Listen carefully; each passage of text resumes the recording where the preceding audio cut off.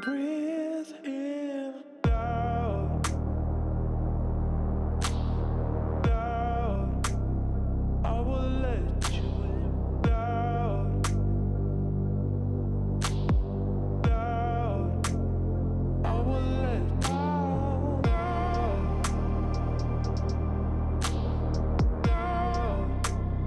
I will let out, out.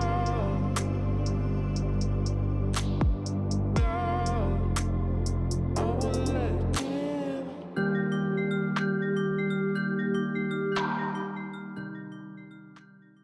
So we have here the Ace of Swords, and it's guided by the air signs, so Gemini, Libra, and Aquarius. This is a idea card because air symbolizes or represents our mentality, so mental well-being, and our mental well-being can be very sharp and it can cut like a knife.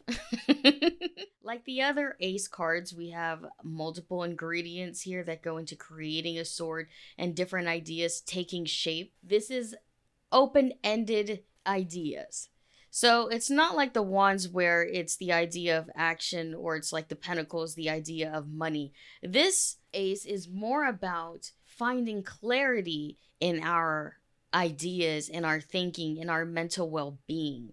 Because a lot of times we might feel overwhelmed by too many thoughts, and trying to communicate and express ourselves can be very challenging. So, with the Ace of Swords, it's learning how to communicate. So, it's the thought of a thought, basically. How do we organize our thoughts in a way where it's clear, it's concise, it's consistent, and we're focused and determined to implement any of these ideas. Do you get what I'm saying? I know it can be a little bit confusing. Again, you're going to need a clarity card for this because by itself, it's not really going to make too much sense. Whenever I see this card too in a love reading, this card represents the dick card, meaning if somebody's asking if a relationship or situationship is anything sexual or anything like that, when this card pops up, it is purely sexual.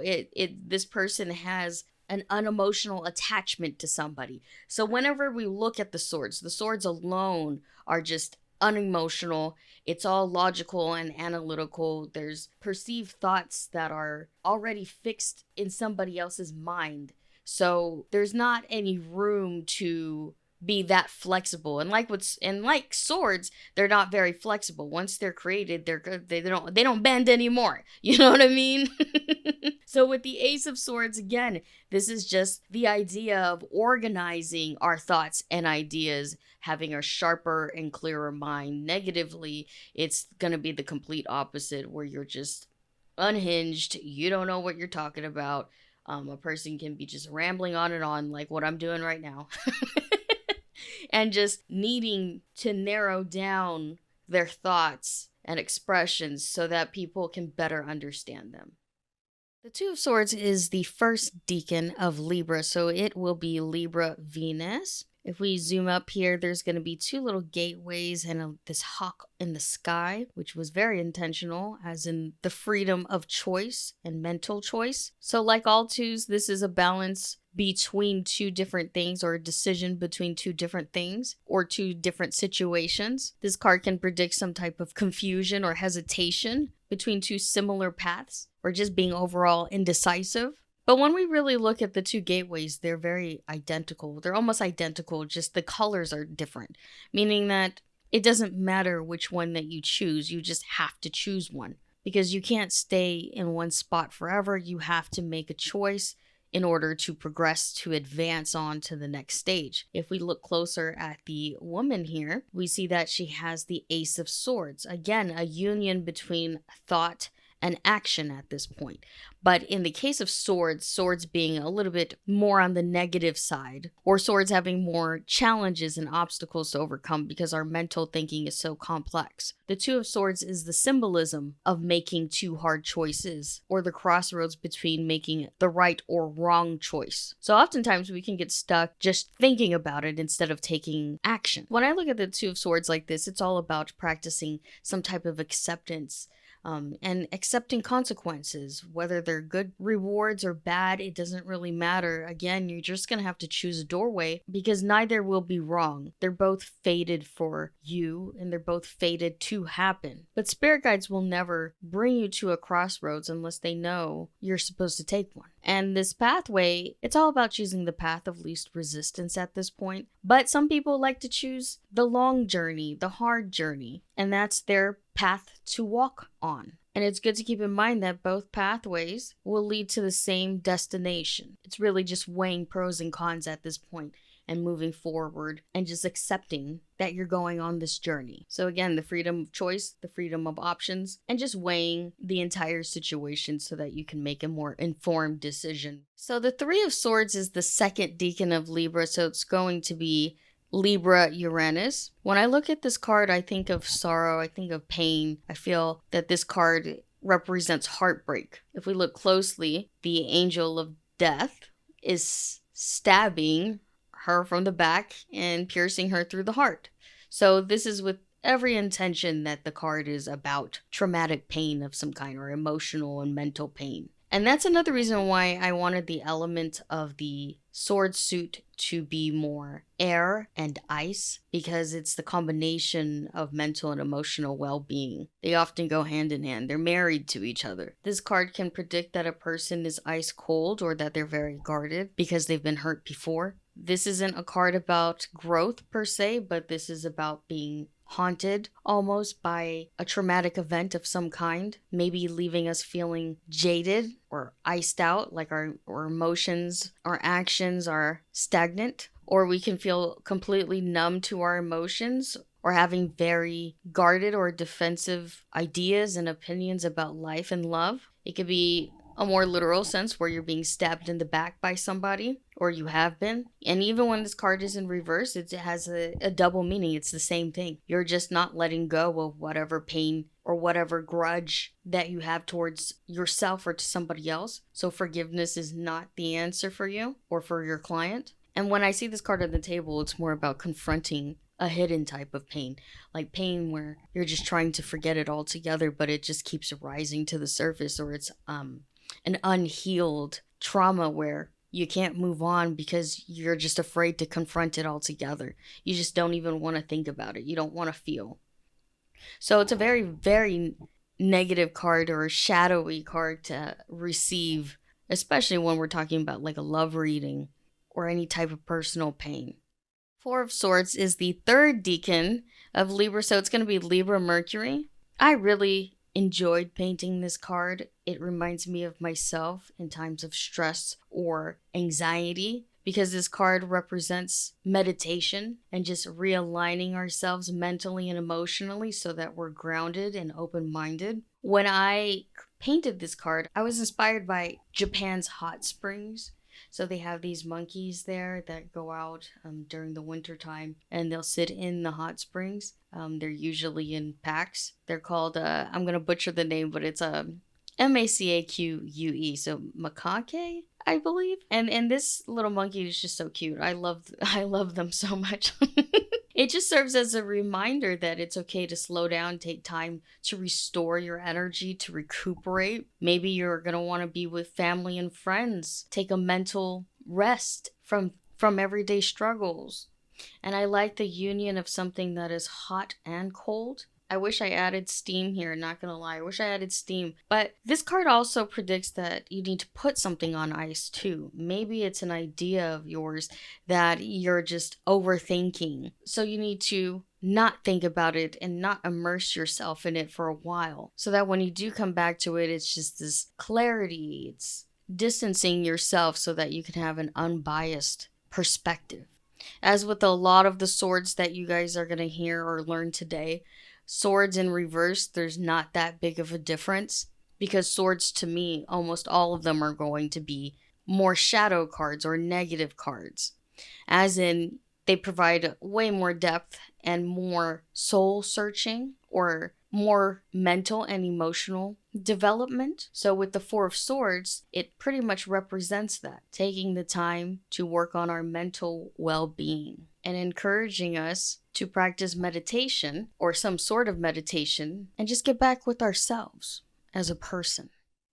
The Five of Swords is the first decan of Aquarius, so it's going to be Aquarius Uranus. When I made this card, it was to represent gatekeepers in general. You're either a gatekeeper or somebody is gatekeeping information from you or gatekeeping opportunities from you for several different reasons, whether it's discrimination, whether it's personal, whatever it is, they're just keeping you away from something that you have the rights to. If we look closer, we see the little gatekeepers here guarding this little book of knowledge, and we see this gentleman here walking away from it, kind of mad, a little upset or frustrated. This card can predict a person just walking away from a community that just does not welcome them, or just walking away from knowledge that isn't accurate. Reverse, this card means that instead of being the person walking away, you're the person who is actually gatekeeping, or maybe you're feeling more defensive about your thoughts, opinions, or knowledge, experience. Maybe you don't feel like sharing. Maybe you feel like your ego and security is being threatened by somebody who can change it or innovate it. So you might feel like nothing needs to change. If we look at the entire card here, I wanted to depict a scene where there's something that is a prize or something that is sought after, something very valuable. So even this person just walking away from something valuable, it could also predict that this person doesn't see any value in it. So they are walking away because it's not worth the trouble. You know what I mean? And if we look at I guess you could call them prison bars or poles, whatever it is that's protecting this book of knowledge here, it can mean that a person is just very closed-minded or very closed off. It can also mean walking away from expectations from other people, or making a new pathway for ourselves where instead of following the teachings of others, we are walking a separate path away from that, because who knows where that new path is going to lead. This person might be a leader in their own right. So numerology 5 is the number of challenges or obstacles that we have to face or sudden changes in our pathway. But in reality, I really just I dedicate this card to all gatekeepers because I've had to deal with that in this industry. I had to make my own pathways. Believe it or not, there's been a lot of rejections that a lot of people face, even myself. And sometimes we can't take it personal. We just have to walk away from whatever doesn't appreciate or welcome us and do our own thing and be accepting of that and not feeling bitter about it. So the Six of Swords is the second decan of Aquarius, so it's going to be Aquarius Mercury. When we look at this card, it's almost like the Five of Swords where somebody is walking away from something. But this is a little bit different where there's not gatekeepers that are forcing you to walk away. This is a situation where mentally you are being drained or there's some type of mental chaos, so you cannot stay in the environment that is creating all of this chaos. If we look closer, this is a person that is walking away and they feel very sad, lost, confused, maybe even fearful. So we're walking away from things that no longer benefit us mentally or emotionally. And if we look at the tornado in the back over here, we see that it's just clearing out whatever was there in the past. So this could have been a home, this could have been a town, a city, whatever. It's the feeling of relocating or just having a mental escape altogether. Not gonna lie, when I created this card, it was extremely challenging. I channeled all of the cards, so I always think of the deeper meaning behind it or the message that I'm trying to convey. And this one was extremely challenging, just like the tornado. It embodied the feeling of chaos. This is also the card of some type of mental storm, so we can be experiencing some kind of pessimistic behavior or negative thinking.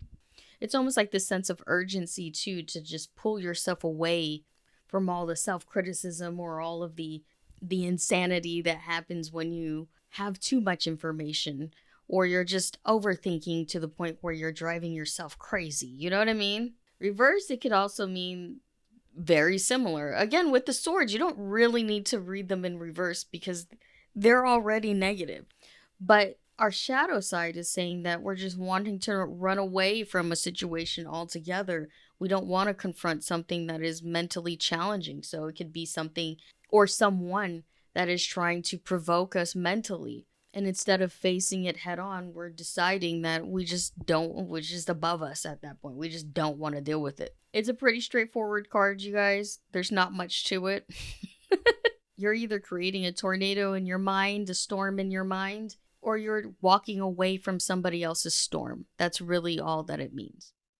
The Seven of Swords is the third decan of Aquarius, so it's going to be Aquarius Venus. Whenever I see this card pop up, it's the card of theft or robbery. Either somebody is stealing time, energy, maybe money, or ideas, which is probably the worst, in my opinion. Somebody taking your creative ideas and trying to use it for themselves. This card is more literal, where it can predict somebody being scammed or a potential threat or just some kind of deception or betrayal.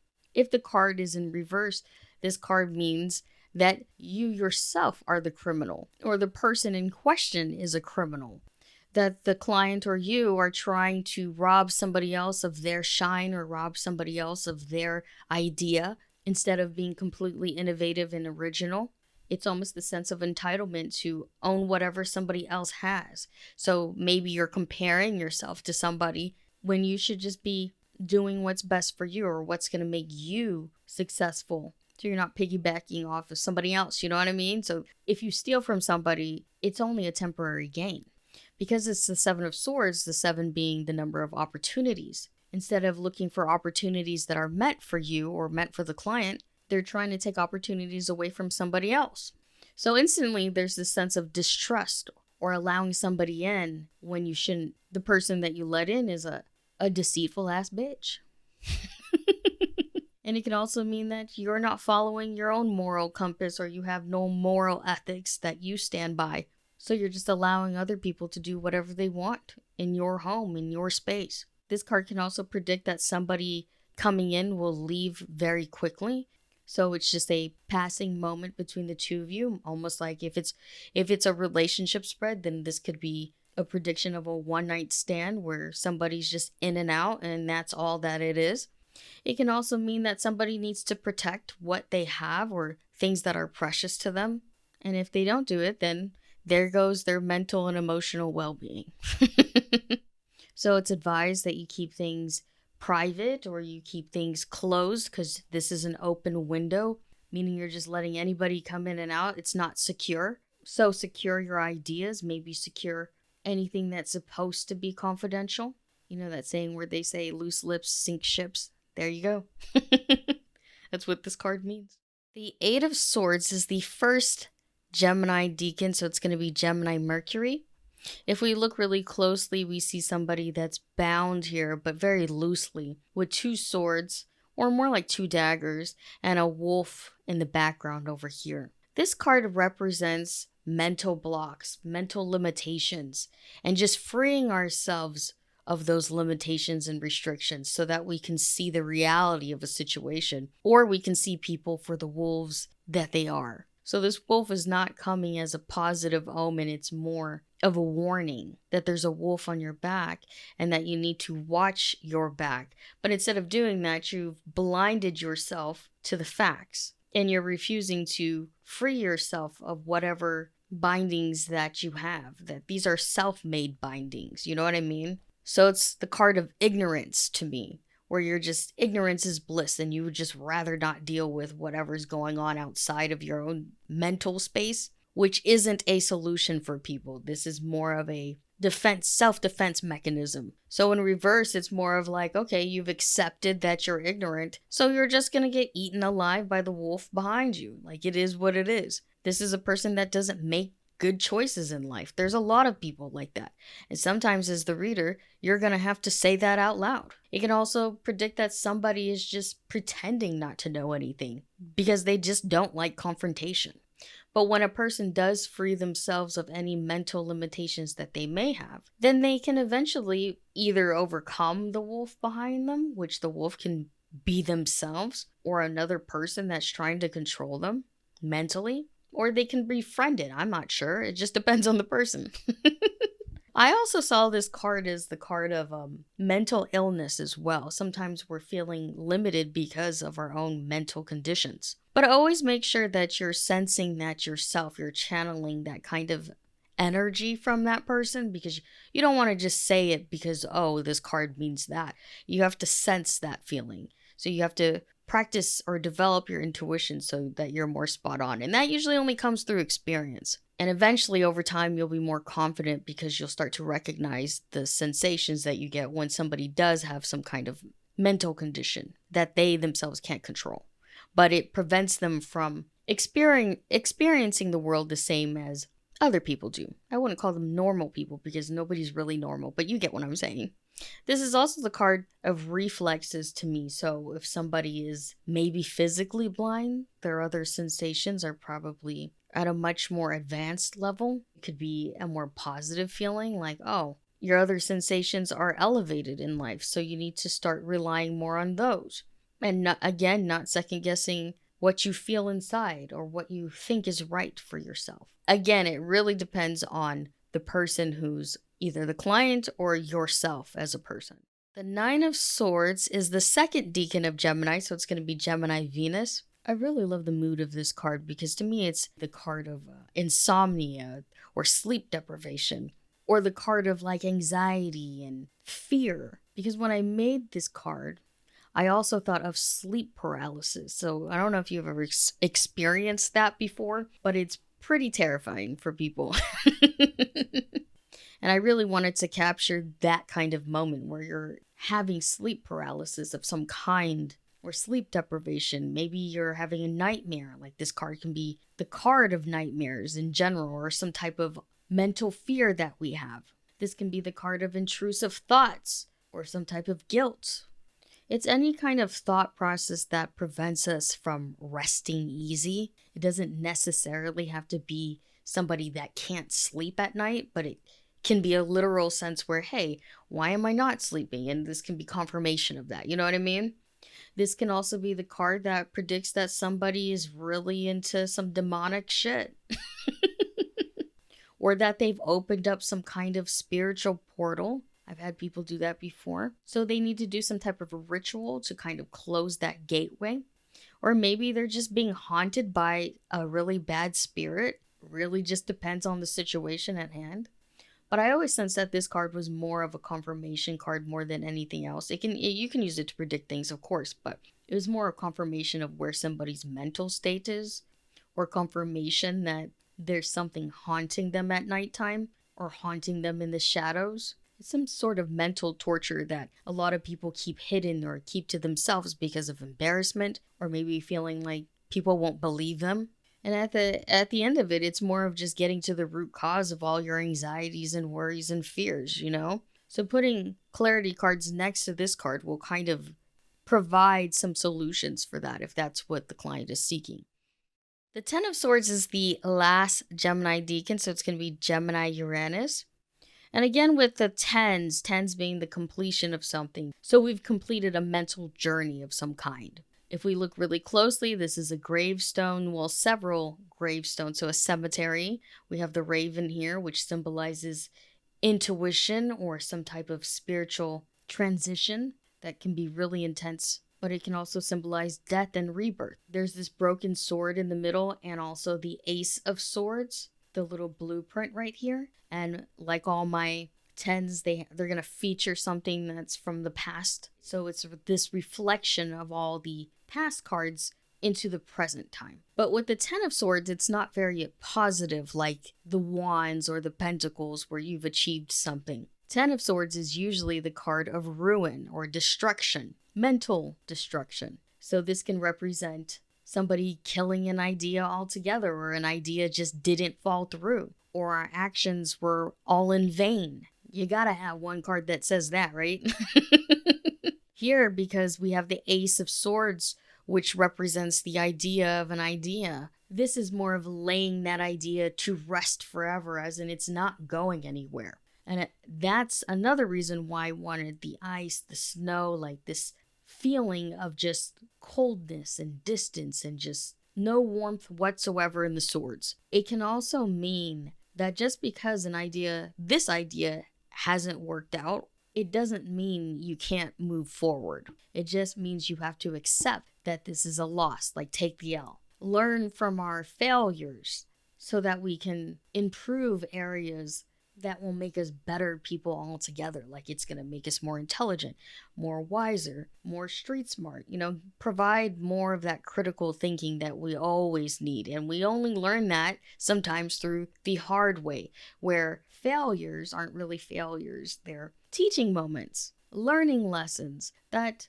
everybody goes through in life. Reverse, this card means stepping away from outdated traditions, stepping away from anything that is no longer modern or beneficial to your growth.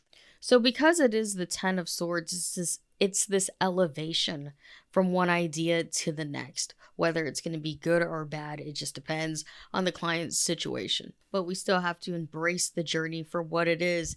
And for the Swords, it's this mental journey that's up and down and round, and it's complex and it's confusing. And sometimes it just doesn't make any sense, but we still go through it. So the 10 of Swords can mean this stage of development where we no longer want to be foolish or ignorant, so we're just stepping away from that. We're letting go of bad habits or things that are preventing us from having mental peace. And that's why the Raven's here. It's more of this rebirth or death of something, a death and rebirth, more like it. So grieve if you must, because sometimes I see this card when we're talking about a deceased loved one. And if it's next to the death card, then that's really what it means. It's very intentional. But it's this grieving phase where we were really attached to an idea, or maybe we were attached to somebody, and we just have to go through the emotions and the mental processing so that we can fully understand what the fuck just happened and come to some sort of agreement or acceptance of the situation entirely. The Page of Swords is an extension of the Ace of Swords, just like the rest of the pages are. So it represents our actions after we've brainstormed, after we've reflected on our crazy and bright ideas. If we zoom in here, we see the Ace of Swords right there at the bottom. So this is somebody who's seeking out the ingredients to create this kind of sword. Pages to me are always about resource and materials, and also environments, certain types of environments. So for the Page of Swords, it's about visiting a cold or icy environment. Some people like that. Some people, like me, don't like sleeping in the heat. Or some people just need air conditioning running all year long. It can also represent a present environment where somebody lives in a very cold environment. If we look really closely, he kind of has this big old hammer here and he's hammering down his ideas. But if we zoom in, we can see lightning strike. And this card really reminds me more of the Two of Wands, where we're hammering out certain ideas. But unlike the Two of Wands, where there wasn't really an end goal other than pursuing our passions, the Page of Swords is more of putting in the mental work versus the physical work. So this is more of a symbolism of how our mind works. Working the brain, doing more creative work, as in writing, drawing, something that takes a lot more mental processing, versus the Two of Wands, where it's this physical labor to just follow what your body is trying to process. Does that make sense? Hopefully it does. I like to see this card too as more of an isolation of ideas, meaning we've already narrowed down what we're trying to do. So there's this focus in trying to collect all the information needed to be successful. I feel like with the Page of Swords, it's more of this commitment to whatever you're trying to do. So there aren't any distractions. There are no hesitations. This is just an idea hitting you like lightning, and it's almost consumed you into taking action and seeing things through. This can also be more of a decisive prediction, meaning the answer will come to you as quick as lightning. And let's just backtrack a little bit about environments. I feel like even if a person can't go to a cold environment, or they don't prefer it, it's more of isolating ourselves, cooling off if we're feeling heated, and just detaching ourselves from any emotions that prevent us from making any unbiased decisions. Therefore, we have the clarity, we have the mentality to make more sound decisions. Page of Swords is one where somebody can't really make mistakes. So we see him hammering down on these crystals. You can't just shatter them or they become unusable. This is more of striking it in places that are going to keep things more whole. So you're not being mentally destructive. You understand where to hit. You understand the physics and the environment. You know the tools and the resources. You know how things work. It's having your brain mentally active at this point. Versus the Ace of Swords, where we're just figuring out what these ideas are. We're trying to organize them. This is the moment where everything already is organized. So we're in creative mode. Yet we're still trying to gather everything that we need, but we know what those things are already. And it could also be a prediction of just building on something that we've already built. So we're improving a product, we're improving a service. Because if we look down here, a sword is already there, it's already made. So the blueprint is there for us to follow, or it's there for us to build on. Reverse, this card means that the ideas that we're trying to hammer out are being met with some type of resistance. Because crystals can be extremely hard. This type of material, rocks, anything, can be difficult to penetrate. So maybe trying to express our thoughts and our ideas, they're being challenged by people who just do not understand what we're trying to get at. They just don't see the vision whatsoever. So it's up to the individual to kind of just cut out all the noise and again, go to a place where they can distance themselves. Because when we think of swords, we're thinking of air, we're thinking of distance. And when it's cold, it's more of an isolated feeling because when it's wintertime, people aren't really going out and socializing, they're at home. And I also wanted to capture the feel of just carrying out a strategy altogether and going to the source of the information that we seek. Meaning you're just, if you hear gossip, if you hear rumors, or you're hearing misleading information or just information in general, you want to go to the source of it all, and we want to see for ourselves what the truth may or may not be. The Knight of Swords is a cusp between Taurus and Gemini. So again, with the Royal Court cards, they always represent a specific person or ourselves. It's always pointing to a human being, majority of the time. This represents a person who is very intelligent, a person that is always one step ahead, a person that is observant and perceptive. They're more logical, analytical, maybe even very cunning or charismatic. But if we look at just her expression on her face, she's very confident about her moves, her next moves. We see this chessboard right in front of us, so it's as if you're playing chess with somebody who knows they're about to win. It doesn't matter what move you make. And we're sitting here wondering, can we trust this person or not? Or is this competitive spirit? Regardless of how we feel, we know that we're up against somebody who knows what the fuck they're doing. This is somebody that is very street smart too. They're not just mentally intelligent. This is somebody who's been around. They're smart because they have the experience. They have lost before and now they know how to win in life. Now, when the card is reversed, it could be somebody who's very manipulative. This can be somebody who knows how to get away with everything. This can be a person who's very unpredictable. So even though they appear calm, if you test them or provoke them, if you try to challenge them or compete with them, they can be very petty or cruel. If this is pointing towards a situation more than it is a person, then it can predict a situation where you have to play chess, like you have to play the game if you want to be successful. And it may not feel good to you, but you're going to have to detach yourself emotionally because it's more of a mental game than it is anything else. It can also mean that a person is playing with you mentally, as in they're purposely trying to confuse you or mislead you. You could find yourself on the losing end of the board if you're not very careful or cautious or lack any type of awareness or environmental awareness even. So you're going to have to be alert. You're going to have to be focused. You're going to have to look at the deeper meaning of things, of people's motives. Or it can mean that a move is so unpredictable that it can throw you off your game or cause you to lose a couple pieces because they intentionally made it that way. This can also be a cheater card where you're involved in a project or some type of game and somebody is going to cheat. Regardless of what it is, this card symbolizes being one step ahead, being alert, and being perceptive. The Queen of Swords is a cusp between Virgo and Libra. And if we look really closely, we see the little zodiac glyphs in the top over here, but it's next to this giant polar bear. And I love polar bears, man. They're so cute. But the polar bear in this card means mental strength, fortitude, and just overall survival. And that's what she represents. That's what the queen represents. Mental survival, mental strength, and wit, discipline. Because it's Libra and Virgo, this card is about somebody who's very fair, somebody who can overanalyze a situation, good or bad.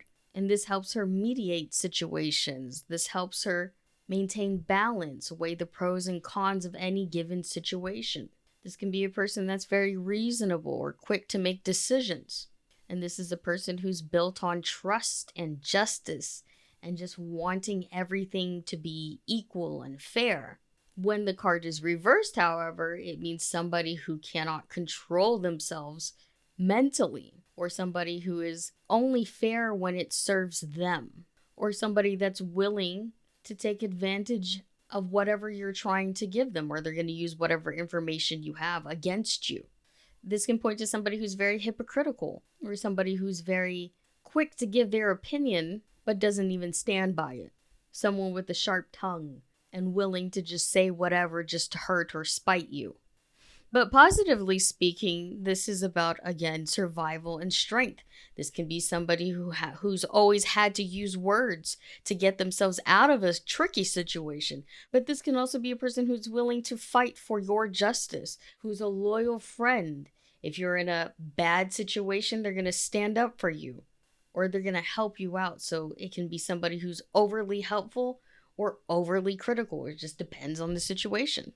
And if it's pointing to a certain issue outside of people, then this card means to find balance and to offer some sort of fair trial, not jumping to any conclusions on any given matter. It's all about collecting the information so that you can make an informed decision or an informed judgment. Or it can mean that you have to be impartial. You have to be completely neutral if you're in between two different parties.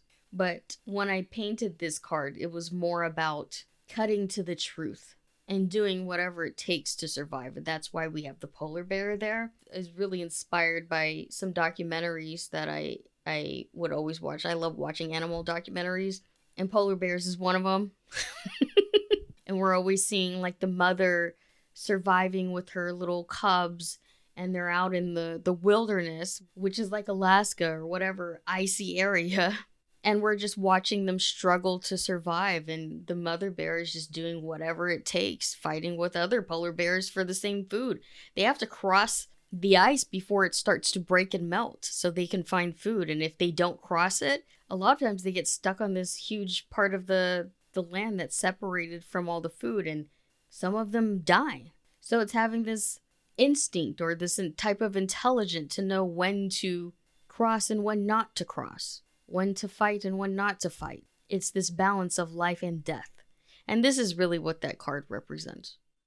So the King of Swords is the cusp between Capricorn and Aquarius. And when I painted this card, I always see this card as somebody, mostly male, having their dick out. Really?